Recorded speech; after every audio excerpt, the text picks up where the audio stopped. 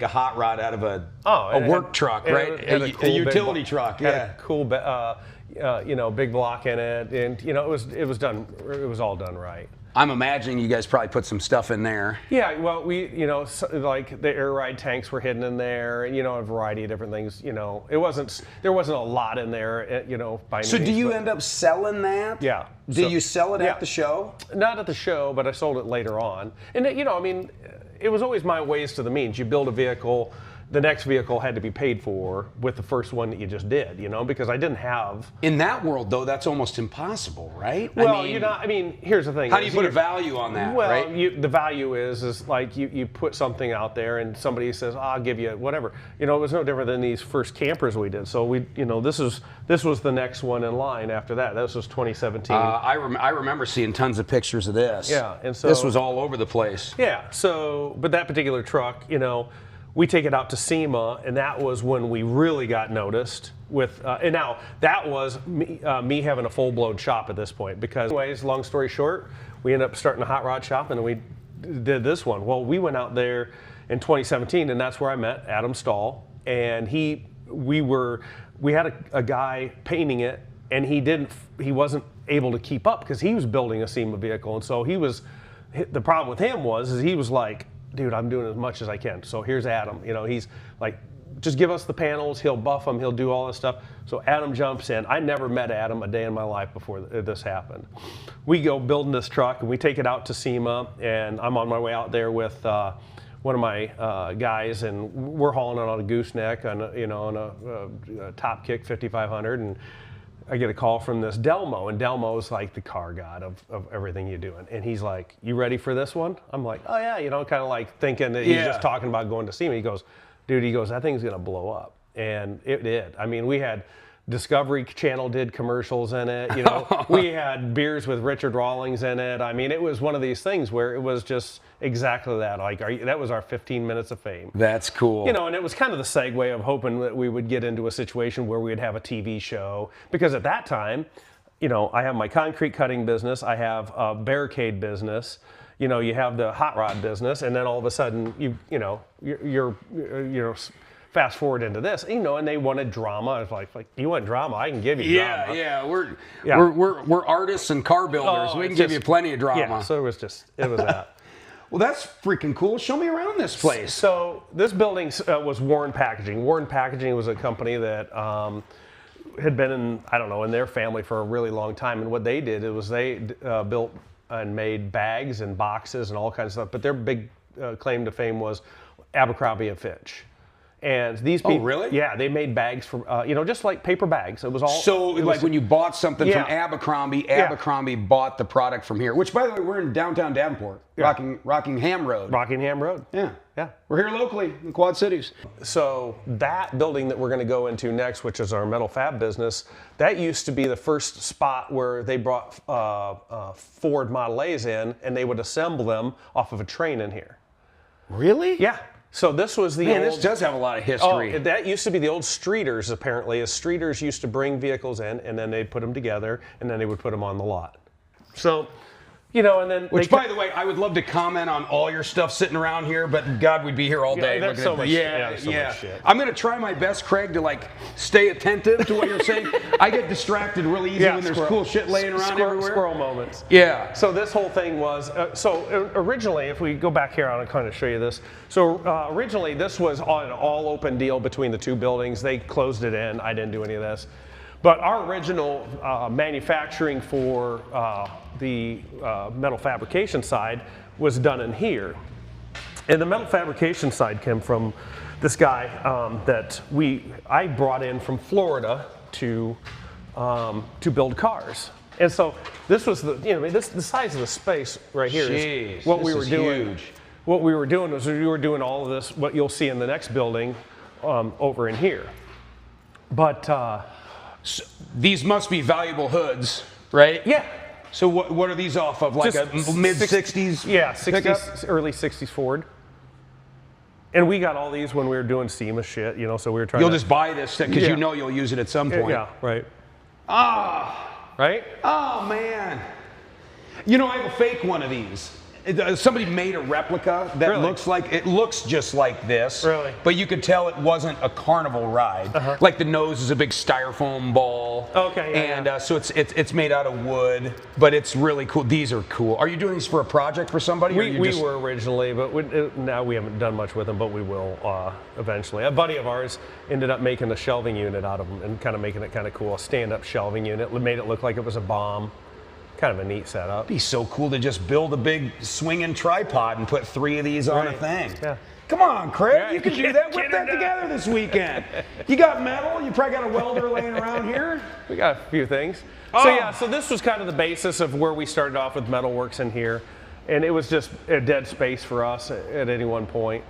But how we got started in the metal fab side was when we were building cars, we'd have some downtime. We'd have some things where these guys weren't doing much. And one guy who I brought up from Florida, he goes, why don't you end up building railing and doing that kind of stuff? Well, it was integral what we're doing with concrete cutting. I mean, we'd be on a job. There's railing there and everything else like that. What's railing?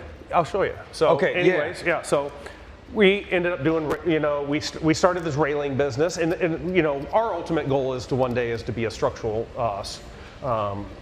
steel supplier. So basically what we would do is we'd come into, say this was a job site, these bar joists, we would, supply bar joists for it, the structural steel that they're sitting on or how they're holding up.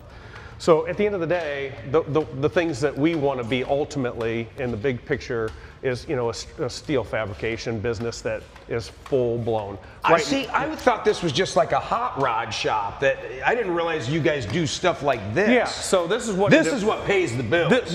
On one side of it, yes. So this right now we don't build hot rods. We don't do anything with cars anymore.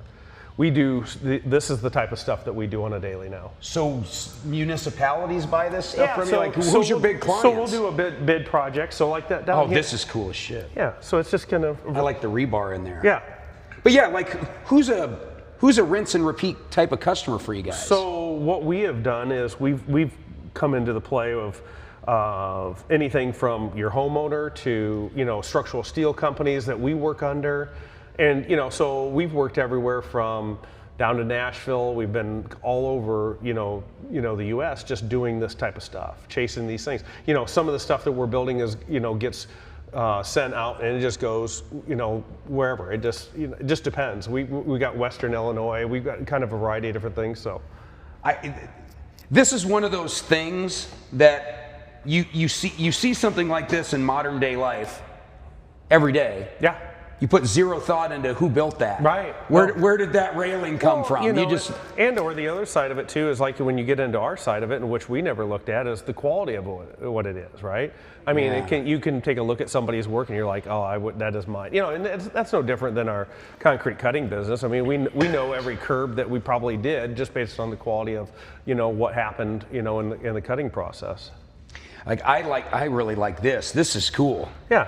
You know what this makes me think of? So, me being in the fitness equipment business, in the gym business, time to time we'll go to these gyms that have an elevated cardio deck that look down onto the weight room. For sure. And a lot of them will just put up like a crappy chain link fence. I've seen something like this and man, imagine if you had the cardio deck looking down and you had this kind of, craftsmanship on there. That's pretty neat. For sure. Like you could literally weld plates on here, like 45-pound plates that make it, decorated up. That'd be kind of cool. Yeah, for sure.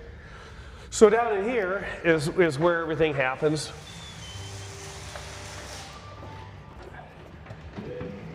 So a lot of this, this particular area here is a lot of the fab stuff is from what we did from the car business and stuff like that. So a lot of the stuff we don't use on a daily that would be in our normal operation. If I say 10 years ago I was in here and I feel like this was a hot rod shop, this was a motorcycle shop not that long ago. Okay, yeah. Because I've been in this space and it just didn't look like this. It looked more like I said, a motorcycle shop. Yep. So right now, these guys are finishing up a project. This will all be done for Monday. But this is the type of stuff that we're doing, and this is sent out to, I can't remember where the location of this one's going, but this is something that won't be sticking around here. This is heavy duty stuff, man. Yeah, you're inching, inching 7/8, 2-inch pipe. How many people you got working here? So we generally will run 4 guys, 5 guys welding, and it's just a small operation right now at this point. Is it hard to find welders, or it is? Is it really? We actually, these are a young group of people. I mean, this girl here. I mean, she came right out of high school, and all she wanted to do was weld. She didn't want to. You make good money welding. Well, the beauty of it was like we saw her and we was like, you know what? We would love for you to kind of like get the shop in order and kind of be not a shop manager, but kind of kind of get everything. She wanted nothing to do with it. She wanted to weld. I mean, and good for her. Oh, and she's just the attention to detail that she has is just second to none.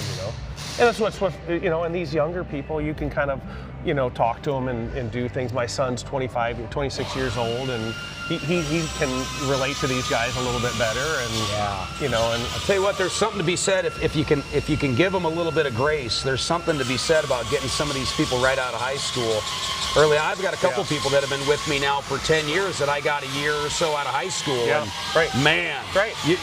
Try replacing that person at that point. Well, I mean, it's about building those. Artie's probably the best at.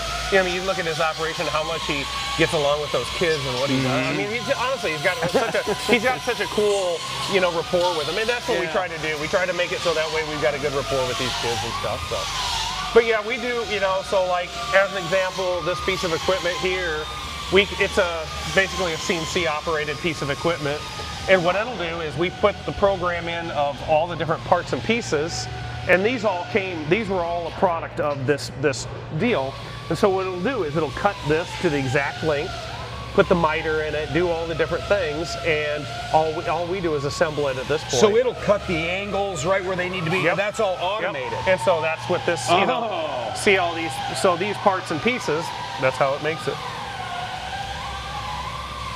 Who do you call when this thing breaks down? Yeah. Or do you just fix it yourself? Well, and the thing is it's definitely all electronic, so you got to call the manufacturer and stuff like that. But it's been actually a really good piece of equipment.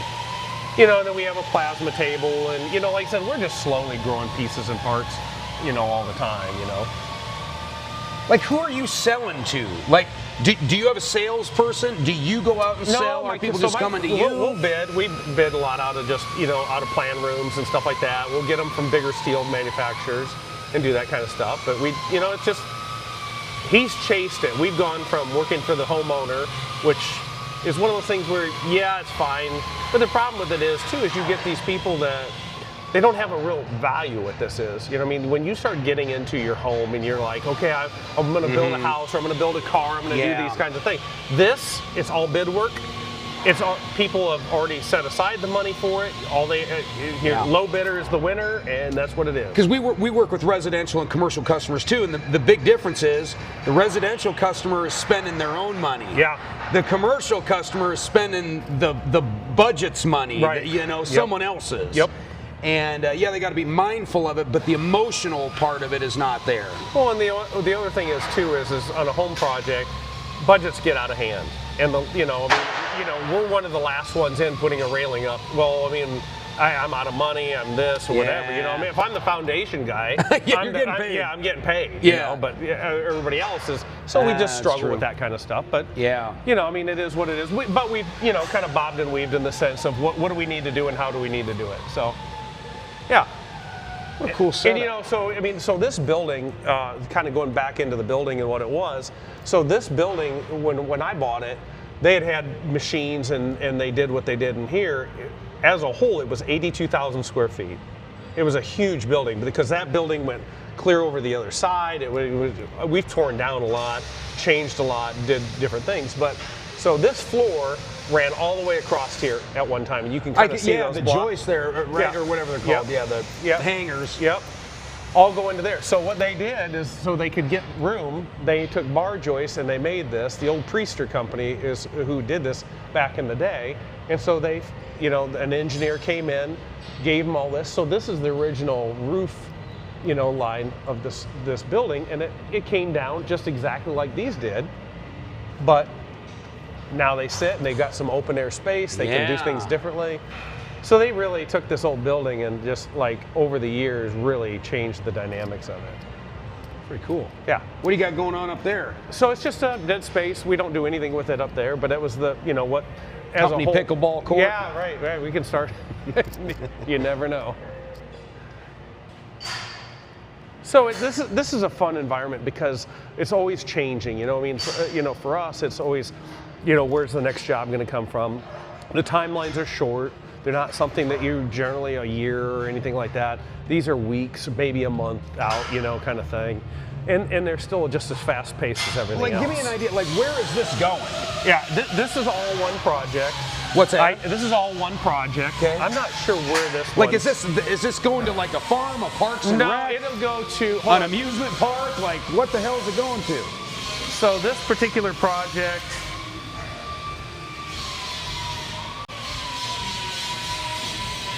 so it's a chilled water plant.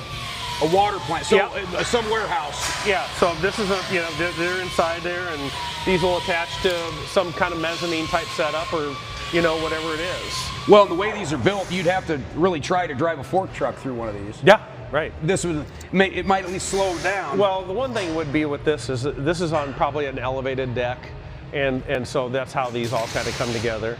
Like this is an example. This is going down to Pleasant Valley for PV Ready Mix, and they wanted an overhang that could come 10 feet out that, you know, would allow them to, you know, have snow loads and stuff like that. So we designed the whole thing and did what we had to do here. Are there a lot of places in the Quad Cities that do this kind of stuff? There's You more got a than, handful? there's more than you think. for Really? Sure, yeah. Yep. And it's kind of funny how some spawn off of each other more than, you know.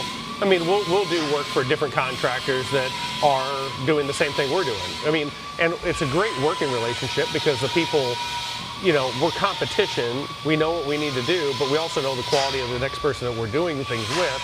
So we you know, generally will get work from them even. You know, it just depends, you know. Yeah. Like, we're not getting like a Shebler. Shebler's so well designed and they've got, you know, they're a union shop and they're doing what they're doing. We're not a union shop. But at the same time, we're doing quality work that, you know, union shops hire us. Yeah, I didn't even know what Schlebbler did. So they do kind of this on their big... The dynamic of Shebler, I mean, if you get an opportunity and I can get you contacts, you definitely need to see the dynamic of Shebler.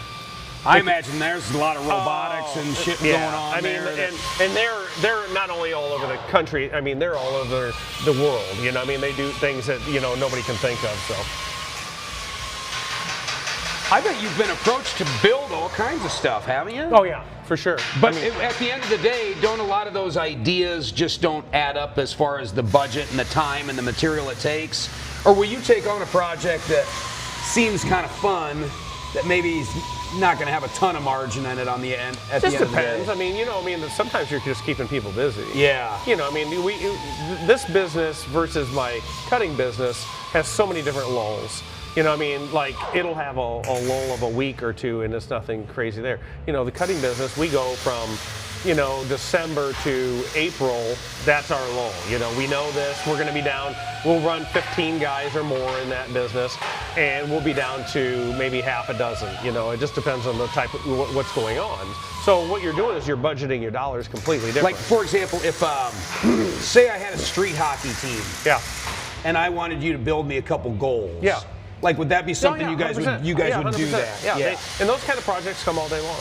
They do? Oh yeah, all day long. I mean, the variety of what we see and how it comes, yeah, for So sure. you guys will invite John Q. Public to fall in the door here and be like, hey, I got this thing I'd like for you guys to build. And you, so it's not just big industrial projects. Yeah, You'll build a hockey net. Anything you're looking for. It's just, and it's kind of fun because, like I said, I mean, these joints come from one of my customers on the cutting side who, you know, we did a deck in his house, and, you know, and it was all metal deck, and he's going to have a weight room in it, and you know, it's just like the trickle down effect of what can happen is huge. I mean, it's amazing, really. That's cool. Yeah. Okay. So I'll take you over to the concrete cutting side. Yeah. And this is where everything started, really.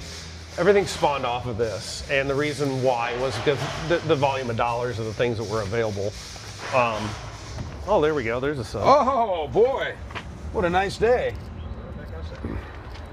If there was a cooler with some beers in it and two lawn chairs, we'd be in the money here. I think so. So yeah, so this was when Warren Packaging, and like I said, that's the gist of what the building was in the beginning. So this was a warehouse space that they had, and they just stored paper in here. And so it wasn't really anything other than maybe a couple heaters, and then it was all open floor space. Wow, this building's a fortress. Yeah. I didn't realize it was all cement until we just walked up on it. All precast, 13,000 square feet. This thing's like a freaking bomb shelter, Right. man.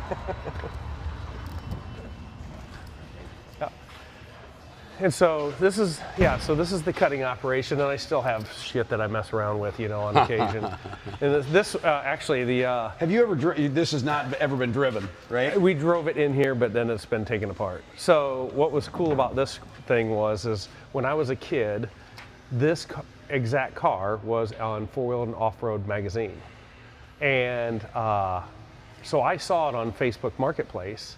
And when I bought it, So this was a famous car in the car world at one point. Back in the day, it was in the magazine, and I when I was a kid, I had the magazine. I only remembered it because of that. Dude, something like this is like real life Hot Wheels kind of stuff For sure. here. Right. I've always been intrigued with, like, even when I used to have the RC cars, I've always been intrigued by a car that sits up on more like what you'd think a truck would be sitting on. For sure. What the hell is this anyway? It's a Corvair. A Chevy Corvair? Yeah, and they put a small, normally these would be air cooled, and they would be, motor would be in the back. This one's got a small block Chevy in it, and motors in the front. And then this was an old Jeep chassis from a Jeep truck chassis. Okay, tell me about concrete cutting. So we kind of do a variety of different things. The way we started off was I was a salesman for Gerke Robinson. I got caught up in a non-compete clause, and I ended up having to figure out where I'm going to get a job. And so what happened was I went to go work for a guy that was my customer, Diamond Cut. Al Giesek was his name, and he was looking for a salesman / estimator. Well, I never estimated anything, but I was always a salesman in the construction field. So he's like, he's totally interested in hiring me. But I'm always this person that wants to go, and try to get something accomplished and do whatever. And he didn't allow you to do that. And so it was tough, and it was good, and it was bad. Meaning what? Do the bidding, write the bid, but yet I'm gonna scrutinize it before we send it out. That kind of stuff. He would be that guy, but more important is that he would be this guy that would totally question every step that you took on getting a job done. Yeah. And so the hard part about it was when you were doing that, it was probably for the best, and you just wanted to get shit accomplished, but it was just like, come on, dude. Really? When you're a sales guy, you're a racehorse. Yeah. Right? You want to run, and that other stuff, that's like the job for the plow horse. Right, yeah. Right? And that was never me. I've always been a racehorse Oh, my myself. God. I just want to shoot first and ask questions later. Well, So this business, you offer this service. So what? Road construction companies, any other kind of concrete worker guys, they'll hire you guys to come cut the stuff up. Yeah. So the basis of it is like, even if you filled this whole building full of concrete, and you said, hey, I need to cut this thing in half. I mean, we would have the capabilities of cutting this building in half. Really? Oh yeah, we could do the variety of If this building was full from the floor to the ceiling of concrete, Yep. you could cut it in half with the stuff you've got. With wire saws, with a variety of pieces of equipment, we can make it happen. I mean, and so what was interesting about that business when I first got into it, he's like, well, and this was, keep in mind, this was in 2001 when I started with him, and he goes, well, we're trying to hit $1 million in cutting concrete. And I was like blown away. I'm like, you're serious? You were going to cut concrete? And today we do probably $4 million in cutting concrete. And so it's just one of those things that it's evolved. It's evolved in a lot of different ways. I mean, from the standpoint of who's the biggest customer? anywhere from Russell Construction to Triber Construction to, you know, we have such a variety. Estes. I mean, we do all the work for all the bigger contractors. In what like vein though? Like what type of settings are you guys going into? We're going anywhere from demolition of a building. So like if somebody said, hey, listen, we want to demo a bunch of walls in this building and we need you to create openings, we'll go do that. You know, everywhere from we've got a street patch. You know, we run 3 and 4 guys out every day cutting patches in the street. For so there's a pothole, you just cut around it and then you fill it in. Yeah, normally it's like for plumbing, and you know, like they'll come in and they'll have to do underground, and then we have to come in and, you know, in cut front up of a them. street. Yeah, depending on cutting in front of them and behind them. But you know, I mean, and then we have, you know, so sometimes it's not as simple. So like we have a robot, right? So we come in, we can't do anything, you know, we can't take things apart with a gas powered something or another. So this it's a 483 phase robot that we use. You know, we've got floor scrapers, we've got electric flat saws. So the variety of different things and how we do them are just. Oh, you guys have one of those? Yeah. Oh, okay. So this is good to know. Yeah. Because we go into commercial settings for fitness equipment, and they will have glued down the rubber floor. Okay. And they want to take that up and do either a new floor or whatever. Yeah. Well, I'm not going to be sitting there with an ice pick, right. you know, so we could hire you guys to come in and drive this thing around. Because I know you can rent those, but I'm always nervous I'm going to mess something up, you know, clip something on the floor or whatever. Right. And they're so expensive to rent. Are they? I've never even looked into it because I'm like, I don't want to rent. Yeah. That's good to know. Yeah. Hey, if you need a floor strip, they've got a floor strip and Zamboni they can show up with and drive the thing around. So, you know, and then we get into, like as an example, we did the 74 bridge. We did drilling for that to test their piers on that. And so these are drill bits, aren't they? Yeah. And we would drill down 26 feet into a pier just to get a synopsis of how well they consolidated the concrete when they poured the concrete and did what they did. So our capabilities of drilling can be anywhere from, I mean, it's endless as long as you have the power of the drill. But I mean, these are continuous core bits, so you can go, 50 feet. It doesn't. I mean, there's no limit unless you're out of power. And the power being the head that kind of spins. How does this work? So like, okay, let's say you're drilling a pillar for the bridge, right? Yep. Is this what you'd use this for? Yep. Like, say I'm going down into the dirt, and this is on the end of a pipe.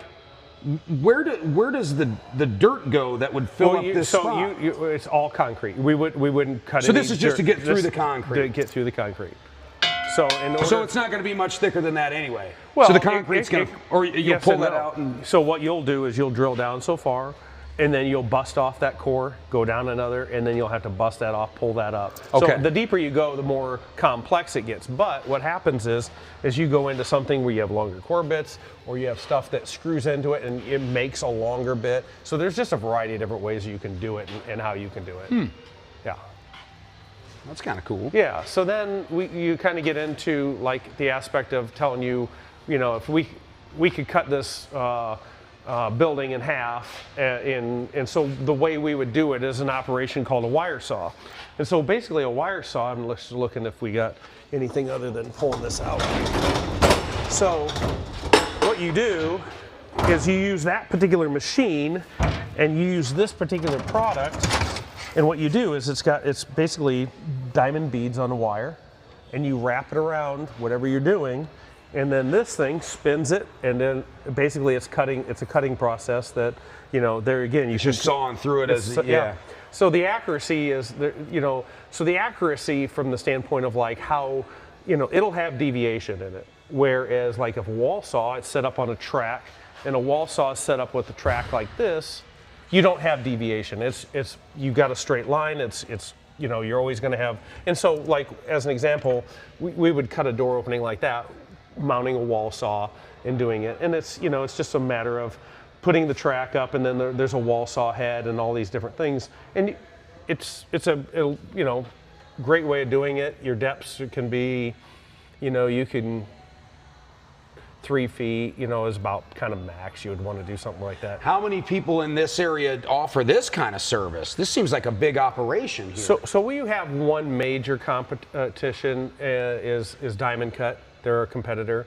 Now we have some smaller guys that are, you know, kind of follow a little bit behind it, and then probably our biggest competition is our own customer, because they're, you know, I mean, any of the stuff anybody can buy. But what happens is yeah, you can go to True Value and rent one of these things, right? Well, you could not necessarily, but you can buy this type of stuff, and you can kind of do things that will let you get through it, right? But the effectiveness of, you know, time, money, and all this other stuff, that's why we're in business, and you know, guys that are skilled at doing it. This is kind of cool. So this is what comes out of that drill correct. bit. Yep, there you are, right there. They pour cement that deep? So normally these would be like a foundation, like you would be doing something at a machine base of some sort. So that's what that is. You showed me that diamond rope, the cutter piece. What's one of those cost? So it's sold by the foot, and you know, I mean, it averages probably $30 to $50 a foot. Oh, I would think it'd been a lot more than that. Yeah, but you know, but keep in mind on a size of a deal, you'd probably have to have a piece to cut something. Let's just say we were cutting this and it was cut. You know, you'd have to have probably 75 feet of that. And I bet those break from time to time. Oh yeah, you know, for sure. That's an aw shit when one of those breaks. Well, I mean, it can be really dangerous. But don't you kind of live in the world of aw shit? Yeah. I mean, when you live in this 100%. kind of industry. Yeah. So, you know, like, and then, you know, like I said, we're multifaceted with the walk-behind saws, guys doing this every single day, going out there. And then their trucks are all set up with, you know, smaller equipment to go into your house, to go, you know, do egress windows, all those kinds of things. So this is another deal where you'll do residential and commercial. Yeah, oh yeah, for sure. Someone can just call you up, say, hey, I need my driveway cut up or whatever. The basis of our jobs are on this, where like we'll have big demo jobs that we do, and we'll have something that we know that we're gonna, so as an example, we're gonna be over at Augustana College, and we know that's a 2-week project. We're gonna have, you know, we're gonna have 10-hour days, and we're gonna do that. The regular stuff day to day, we're maybe on a good day, probably 2 to 3 days out. You know what I'm saying? We don't have that particular work. People don't plan ahead. It's I need it now. You know? And it's kind of by design too, a little bit, because we've either done that to ourselves, and they've counted on us, or the other side too is you know, something inherently just does come up. You know, so I mean, we were kind of our own worst enemy. You know, but that's what it was, supply and demand, and that's why the customer doesn't do it anymore. It's very rare that a customer would do the magnitude of what we do. Yeah, I wouldn't want to attempt any of this. So then, between the two businesses, you got to have something you like to have fun with and piss away some of your money on, right? Oh, and so that's why you go to these deals and get into the car world? Yeah, I mean, that's like, what is your vice? Like, what is the one thing you like to collect or really get into? Well, it used to be cars, you know, I mean, and then I got burned out. You know, people just burn you out of things, right? Yeah. And that's the hard part about doing what you enjoy is like, you go into this like, oh shit, this would be awesome to build cars and do that kind of stuff, but then people burn you out because now it turns into a job and stuff like that. So now it's just a matter of, you know, I mean, like my hobbies are just building things, and you know, like we're getting ready now. We're going to build a house, you know, and so I'm looking forward to that. You know, getting a house, building it, putting my own nuance on it, and doing that kind of stuff because it's fun. You know, I was thinking about that the other day because my grandpa built his own house with his own hands right in Wilton. With a bunch of guys from the REC, because he used to work for the REC, and he was the lead mechanic at the REC. So the guy who owned the REC during the downtime would say, we're going to go work up at Lou's house today. No kidding. And so, yeah, the guy who owned the REC loved my grandpa so much, and so they built his house. And I can't remember who I was talking to the other day, but I'm like, imagine the feeling that a guy would have just to say, when it's all done, I built this house. Yeah. You know, maybe didn't drive in every single nail, but you played a big part in building that house. And so few people do it. Yeah. So therefore, there's a lot less sense of pride in the place that you live. And so good for you, man. Well, I mean, but the other dynamic of that is that's what we're building every day with all the products that we do, right? I mean, the best employee that I would have is saying to his girlfriend, hey, I did that curb cut, I did this, and she's rolling her eyes and like, oh, I don't give a shit about any of it. But I mean, that's the guy you want, right? I mean, so that's what we've constantly built, is that person that's telling, that they have some pride in what they're doing. And you're right. I mean, it's the epitome of like just man shit and doing, just like cool, That's why my old man will never retire. Yeah. He doesn't have any hobbies. He's very good at fixing cars. Yeah. He's been doing it since he was 14. Yeah. And I mean, how few people in their 60s get to go home every day and go, I took these two things and I solved a lot of problems for a lot of people that they would not have otherwise been able to solve. Yeah, and I don't know, I mean, to discount what people are capable of and what they are. I mean, it's so funny, everybody feels like a guy with his hands is the superior of it. But I mean, think about now computers. I mean, I'm amazed by somebody who can fix a problem with a computer or do these kinds of things. So, I mean, it's like people appreciating all the different things that they are. Let's go out here, I'll show you this. So taking a look at like this building and what it started off with. So this building, back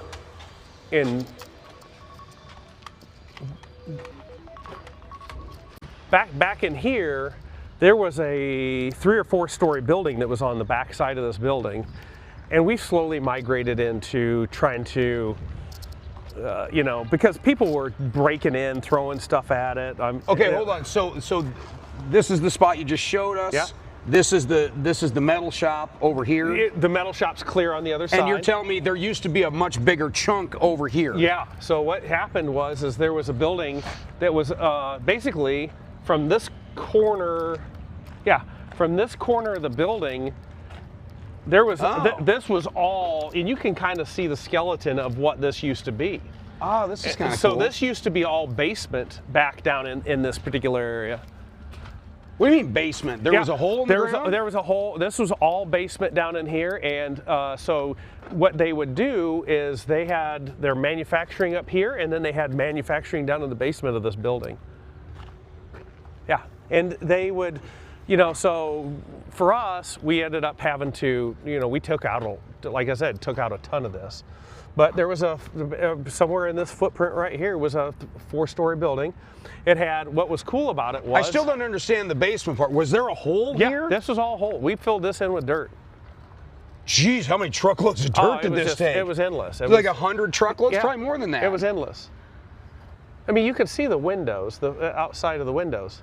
What that used to be in this basement. When do you think this thing was built? I would assume early 1900s for sure. It was an interesting project, and I mean it was good and it was bad. I mean, hindsight being 2020, would I do it again? I don't know if I would necessarily do it again, but I needed the space and it worked out well for me over the years. And So what are you going to do? What exactly is the plan out here? I think the ultimate plan is what we'll do is we'll get more millings, we'll get this more flat parking lot type area, try to get it more secure, everything that get in. Do you get break-ins a lot? Well, we had a major break-in. Did you? Yeah, they had in September 14th, they ended up getting in here, taking $36,000 worth of shit. Then they took checks, which we figured they did, but nothing surfaced until December of this year, or December of last year. And they finally started cashing checks. And oh boy, that's when they got caught, and that's when people cared. You know what they say, Craig? Pigs get fed, hogs get slaughtered. Right. Yep. What'd they steal? What kind of stuff? All hand tools and stuff. All mainly on the metal fab side. They ended up stealing a bunch. Inside job? Yeah. No, not an inside job. Nope. They just got lucky. Somebody left a door unlocked that we didn't anticipate. But this is people. I mean, they're just constantly monitoring what you got going on.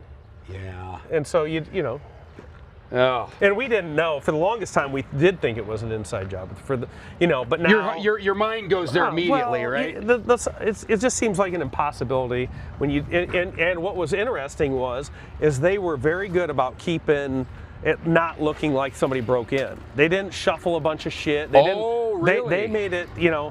Only thing they were in here for a couple hours.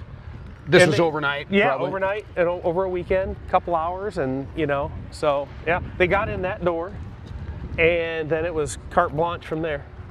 Yeah, shit. Yeah, and what do? You can't possibly, you'd have to have a full-time security guard if you wanted to say we've got 100%. Yeah, we're more cameraed up and doing what we didn't do before, but. Yeah, that was an expense you didn't necessarily want to take on, but here we sit. Yeah. But yeah, so this is the operation. I appreciate you guys coming down. Oh man, this is fun. Yeah, I love this old stuff. Right. I could do this stuff all day.